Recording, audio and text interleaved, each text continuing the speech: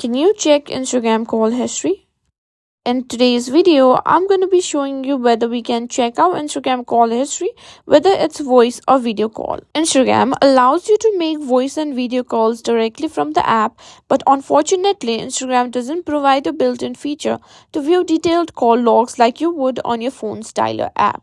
While you can't view a complete call history, there are workarounds that show your most recent activity. Open the Instagram app, make sure you're logged into your account, tap the messenger icon. Now open the conversation where you made the call, scroll through the chat and look for call notification. You'll see a voice call or video call icon with the time and date of the call. You should know that Instagram only shows the most recent calls in the chat.